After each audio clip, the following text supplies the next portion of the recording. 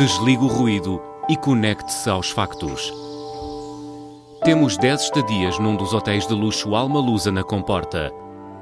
2 adultos, 2 noites. Assine hoje o Observador com até 58% de desconto e habilite-se a ganhar. Tudo em observador.pt.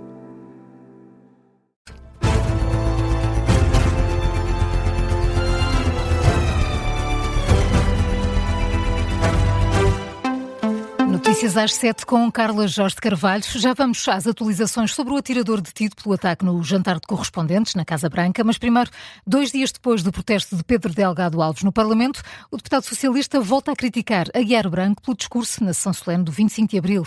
O vice-presidente da bancada do PS diz que a intervenção da segunda figura do Estado contribuiu para a desinformação. Delgado Alves explica que, ao pretender combater a ideia de casta entre a classe política, o discurso de José Pedro Aguiar Branco desvalorizou a importância da transparência na vida política e reduziu-a à categoria de chavão. No sábado, durante a sessão solene do 25 de abril, o vice-presidente da bancada do PS virou-se de costas em protesto após o discurso do líder do Parlamento. Ao mesmo tempo, colegas de bancada como António Mendonça Mendes ou Elsa Paes levantaram-se, mas para aplaudir. A intervenção de Aguiar Branco dividiu a bancada do PS, quando criticou o excesso de escrutínio, dizendo que transformou a política num reality show. Hoje, Delgado Alves escreve um artigo de opinião no Jornal Público em que justifica a reação e volta a criticar o presidente da Assembleia, Rui Casanova. O artigo chama-se Voltar as costas à opacidade. Pedro Delgado Alves explica que protestou silenciosamente, admite que pode não ter agradado na forma, mas a alternativa de não reagir seria falhar na representação das pessoas que se batem há anos pela transparência da vida pública.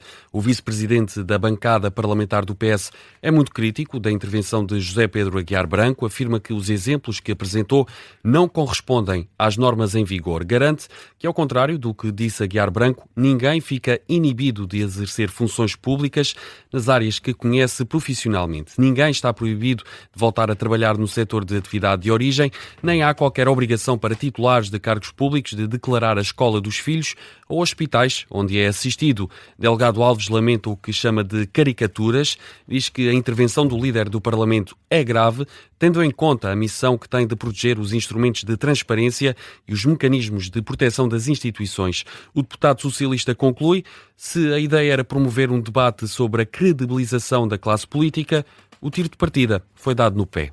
Rui Casanova, com a reação de Pedro Delgado Alves ao discurso do Presidente da Assembleia da República, está hoje num artigo no Público. Já o Diário de Notícias conta que José Pedro Aguiar Branco não vai reagir ao protesto do deputado do Partido Socialista, apesar da atitude poder constituir uma violação ao Código de Conduta dos Deputados, nomeadamente no que toca aos artigos sobre lealdade institucional. O DN apurou que o Presidente da Assembleia da República não vai solicitar um inquérito à Comissão de Ética e Transparência. Este vai ser o tema do Explicador desta manhã. Vamos estar com Pedro Delgado Alves e também com Cristina Rodrigues, do Chega, e o Carneiro, do PSD. Vai ser, como sempre, depois do Jornal das 9. A Ministra da Justiça considera que o crime de violência doméstica não se combate com um agravamento de penas. Rita Alarcão Júdice defende que é mais importante garantir uma maior rapidez na ação. Seja na atuação das autoridades, seja na aplicação da lei, a Ministra da Justiça afasta o agravamento das penas e a proibição da suspensão provisória do processo para crimes de violência doméstica como medidas eficazes de combate e de garantia de proteção das vítimas. Em entrevista à agência Lusa, Rita Alarcão Júdice defende que a prioridade deve passar por garantir que os processos são tratados de forma rápida e eficaz, ao contrário do que acontece atualmente. O que eu acredito que possa ser mais dissuasor é um combate efetivo no sentido de proteção às vítimas, atuação rápida dos agentes dos órgãos de polícia criminal, atuação rápida do Ministério Público, rápida condução dos inquéritos, rápida acusação ou arquivamento, porque muitas vezes também acontece. Há muitas queixas que também não são sustentadas. é verdade, também pode acontecer. Portanto, o que é importante é que haja eficácia na investigação criminal, concretização no processo e rápida atuação das entidades envolvidas. A Ministra da Justiça defende também que o combate à violência pode e deve ser feito nas escolas através da disciplina de cidadania, num contexto de valores e não ideológico. Rita Alarcão-Judice alerta para o fenómeno da violência no namoro entre jovens, que descreve como chocante e explica que muitas vezes é promovido pela exposição a conteúdos digitais agressivos.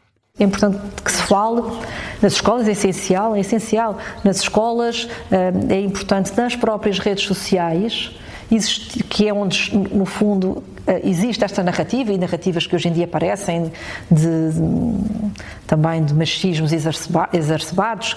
É muito importante que haja também nesse ambiente a contracorrente, o contra-discurso, um discurso que nos mostre e que nos fale do que é saudável, do que é normal, do que não deve ser aceitável, porque muitas vezes, e como dizia há pouco, as pessoas não se apercebem muitas vezes.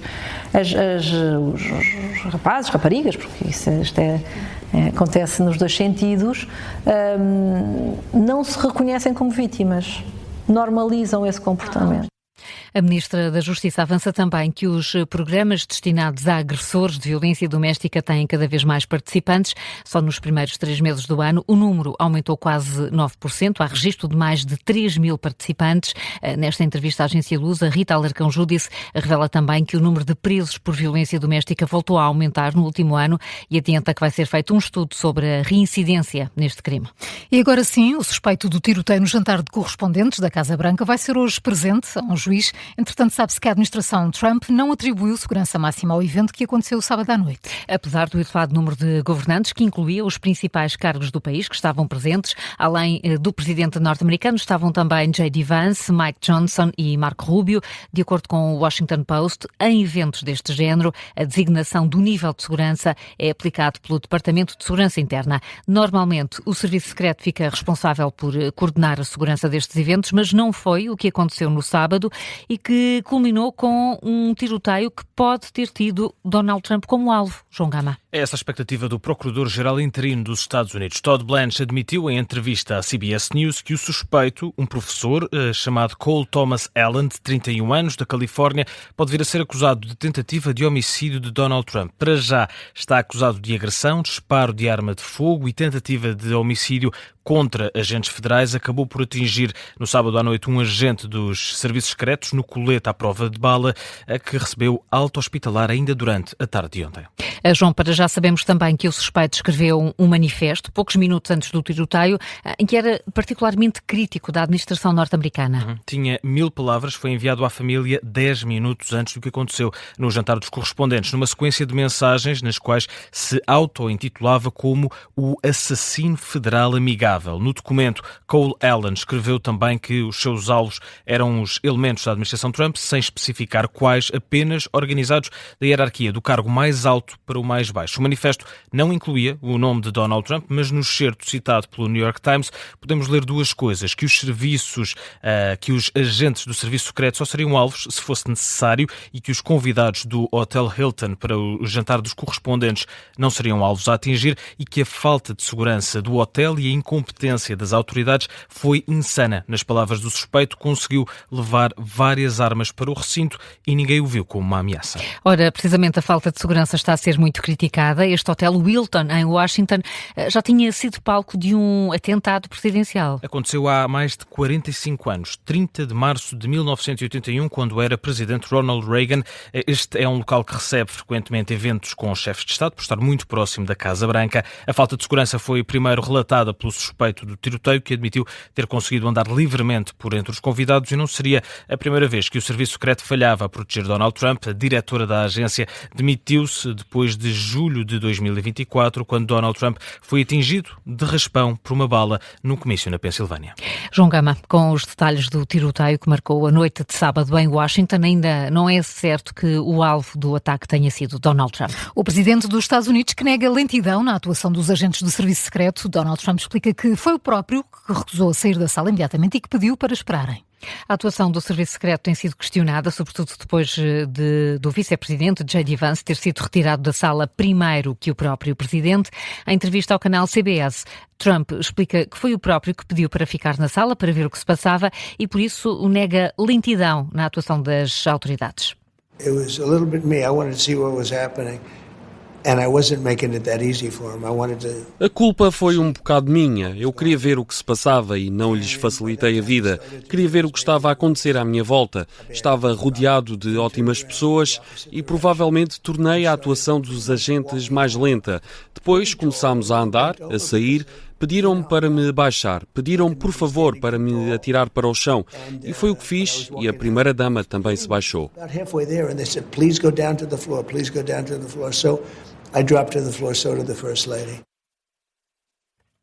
Donald Trump, numa entrevista, a afirmar também que nunca esteve preocupado e descreve o autor da tentativa de atentado como uma pessoa doente e com problemas. Entretanto, o rei Carlos III começa hoje uma visita oficial aos Estados Unidos. O Palácio de Buckingham confirmou nas últimas horas que a visita se mantém, apesar dos acontecimentos no jantar de correspondentes da Casa Branca. A visita vai prolongar-se até quinta-feira. Tem como objetivo assinalar os 250 anos da independência dos Estados Unidos. O Futebol Clube do Porto está a 2 pontos de conquistar o título de campeão nacional. Os Dragões venceram ontem o Estrela da Amadora por 2-1 e beneficiaram do empate a um gol do Sporting na Vila das Aves. Diante do último classificado e já despromovido à segunda Liga, o AVS, os Leões marcaram primeiro por Rafael Nel aos 47 minutos. A equipa da casa empatou 20 minutos depois de grande penalidade por Pedro Lima. Ainda com o jogo em atraso, o empate coloca o Sporting a 10 pontos do líder e a 3 do Benfica. Os Leões já sabem que não dependem de si próprios para chegar ao segundo lugar e esse é um lamento deixado por Rui Borges. Uma coisa é certa, já não dependemos nós para o segundo lugar sequer, por isso é tão simples quanto isso. É focarmos naquilo que nós temos que fazer para alcançar o segundo em primeiro lugar. Por isso não adianta estar a pensar, claramente o Porto fica com a vida facilitada neste caso, para conseguir o campeonato e nós resta-nos também estar aqui a olhar e sermos sérios até ao fim e tentarmos fazer a nossa parte para chegarmos ao fim e conseguirmos pelo menos o objetivo do segundo lugar.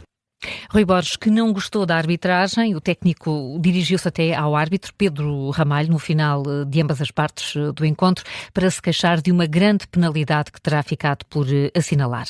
Alheio a isso está o Futebol Clube do Porto, que somou mais uma vitória no campeonato. Os Dragões foram à Reboleira vencer o Estrela da Amadora por 2-1. E no rescaldo da partida, o italiano Francesco Farioli deixou elogios aos jogadores, diz que souberam sofrer. A primeira parte foi muito bem jogada. Com ou sem bola, nós criámos boas situações. Podíamos ter marcado 2 ou mais.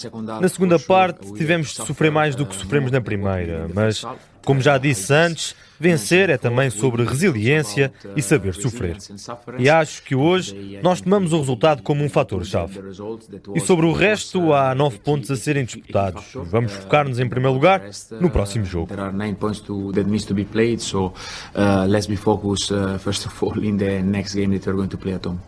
Francesco Farioli garantiu também que vai continuar a liderar a equipa do Porto na próxima temporada, apesar do alegado interesse do Chelsea. O italiano diz que está feliz na cidade. Os portistas estão agora a 2 pontos do título, que pode ser confirmado já no próximo sábado, em casa, contra o Alverca, ou até antes disso, dependendo dos resultados de Sporting e Benfica. São agora 7h12. Carla, que outras notícias estão em destaque neste início de semana? É hoje conhecida a decisão instrutória do caso dos 7 agentes da PSP acusados de crimes de tortura e violação na Esquadra do Rato, em Lisboa. Os 7 polícias estão em prisão preventiva desde o início de março, quando foram detidos na sequência da investigação a crimes de tortura grave, violação, agressões e abuso de poder. As vítimas eram, sobretudo, toxicodependentes, pessoas sem abrigo e estrangeiros. A decisão instrutória vai ser proferida no Tribunal Central de Instrução Criminal em Lisboa. O ministro dos Negócios Estrangeiros do Irão está hoje na Rússia, vai ser recebido por Vladimir Putin em São Petersburgo. Os dois vão falar sobre o conflito com os Estados Unidos, numa altura em que as negociações entre Washington e Teherão estão paradas. De recordar que a Rússia é um aliado estratégico do Irão.